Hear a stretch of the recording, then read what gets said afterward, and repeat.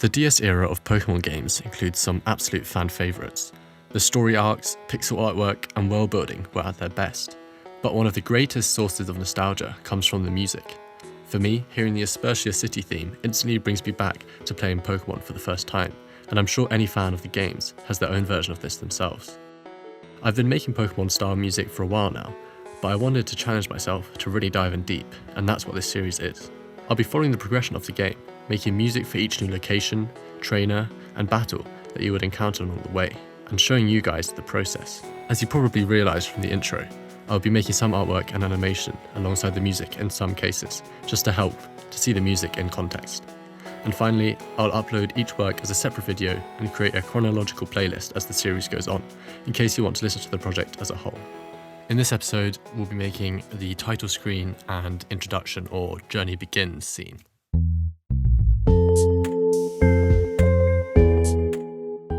To start, I'll show you how I made the title screen artwork and animation.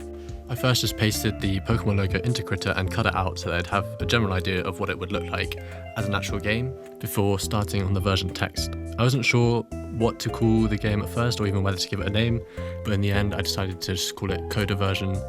It's just a musical term, I thought it would fit. Then it was time to make a proper background. I figured I'd go along with the music theme, and I used a quaver and crotchet as the kind of basis for the pattern, which I then animated to scroll. I initially was doing this frame by frame, moving it down every time, but I quickly realised there must have been a better way, so I looked up a quick tutorial, and that was a big help.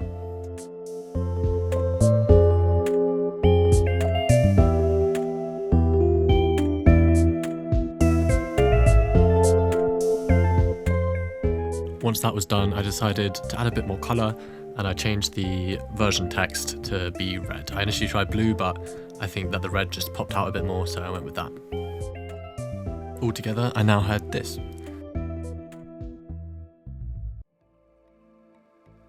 It wasn't bad, it was a great overview and a great start, but I just wanted to personalise it a little bit more. The first thing I changed was adding like a shining effect to the version text. It just added a little bit more movement, gave it a bit more, almost like a 3D feel, and I feel like it just enhances the overall look. It's a very subtle thing, but it makes a big difference. This time I also did stick to doing it frame by frame because it was like a diagonal, and I don't know if you can automate that. If you can, let me know, but it was definitely worth it in the end. Then it was time to customize the Pokemon logo. This was a bit of a headache to really get around, but I pushed through and I think it turned out quite well. It was just one of those things that during the process it feels like it's not going to go to anywhere, but once you see it finished, it's all good.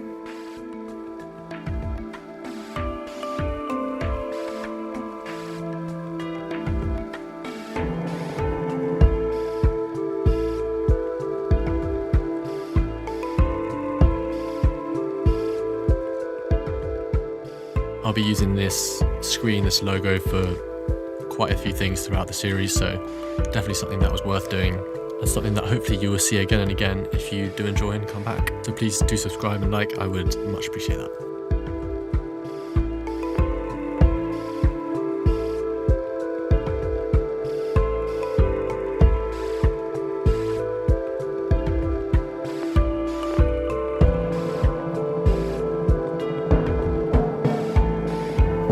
After some final adjustments, here is the completed title screen. I'm very happy with how this turned out in the end, and I also decided to make the game selection screen as you would have seen in the intro, so let's quickly cover that before we move on to the music. My main difficulty with this section was making it not too flat. Anything I tried, it just seemed very 2D and boring. But adding this 3D effect using the darkened greys definitely helped give it that kind of pop it needed. Other than that, the selector was quite simple. I just created this pulsing effect using different shades of red, and then made the kind of in and out effect when the new game gets selected.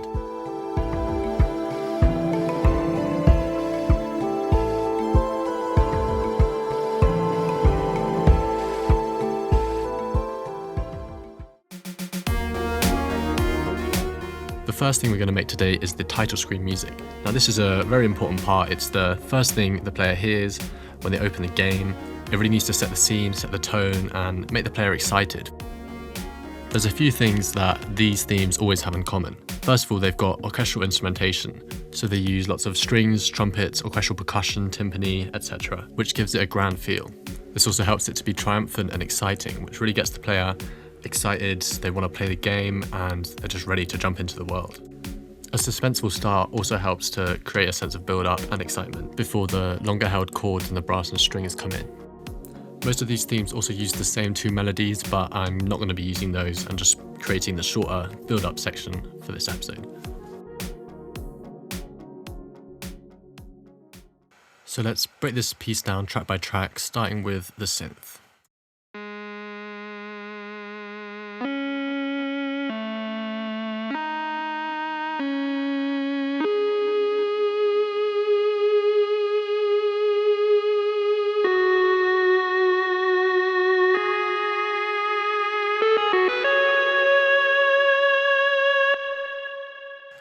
That gives us the suspenseful start we're looking for and builds momentum throughout. And then we have the thick brass, which just...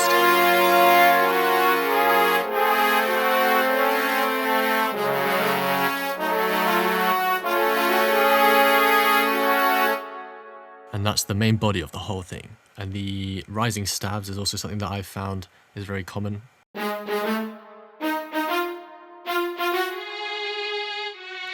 Up next is the percussion.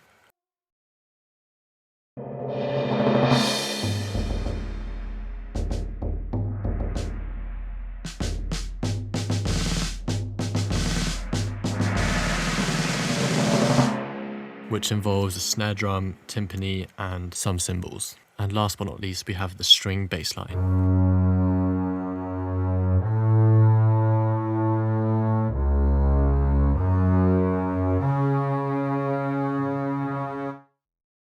Altogether, that gives us this.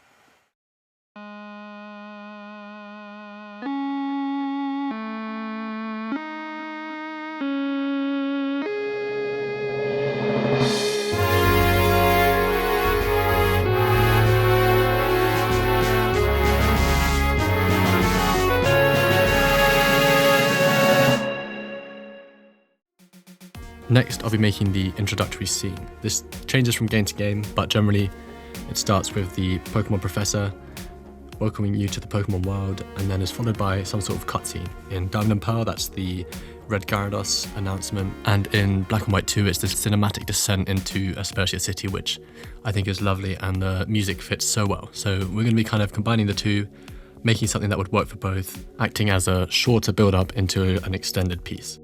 That means that there's two big things to cover. First of all, it has to feel like an introduction, so we'll have lots of rising contours, a build-up in texture, and a generally uplifting feeling mood. Then, to make it more of an extended piece, I'll be adding in more instruments like drums, adding a more defined melody, and creating the classic Pokemon loop, which means that the piece could play over and over without it ever feeling like it has to stop or start again. The first thing we have is the piano chords. This just sets out the harmony and is a nice introduction to the piece and the game in general. It's got some nice harmony and just feels like the start of something new. This will play pretty much throughout the whole piece with some minor changes later on, but it is essentially the backbone of the piece.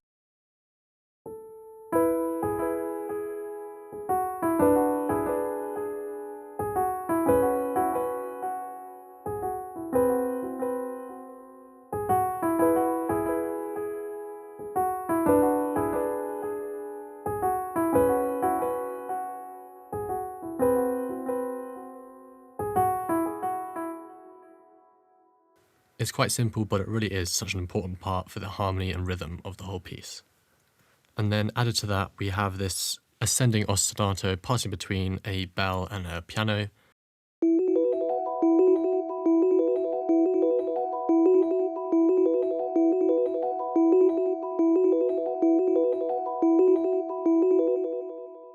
And that really gives a sense of progression and rising motion, both by adding a bit more rhythm and that general ascending contour. And following that trend is the synth flute, which essentially just ascends.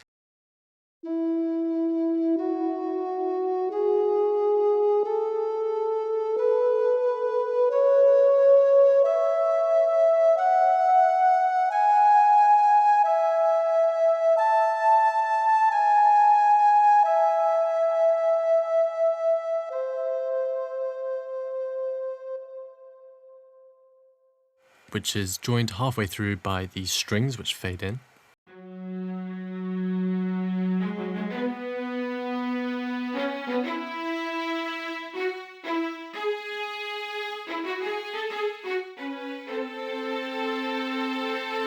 Then to finally add a bit more contrary motion is the little bell, which ends up becoming the main instrument for the melody.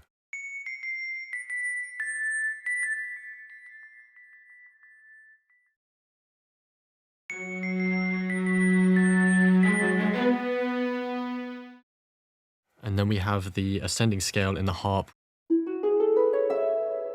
which really just cements that feeling that we're leading into something. And with that done, let's see how it would look in context with the Black and White 2 introduction.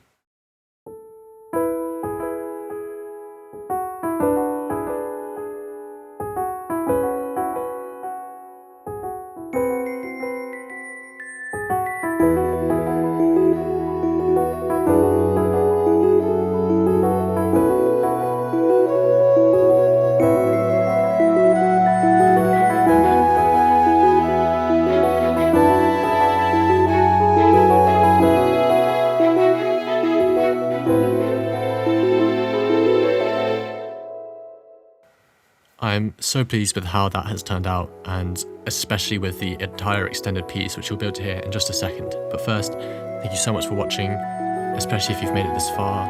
I really hope you want to stick around and see the next episodes, which I'll be working on as soon as possible. But for now, I'll leave you with the extended introduction.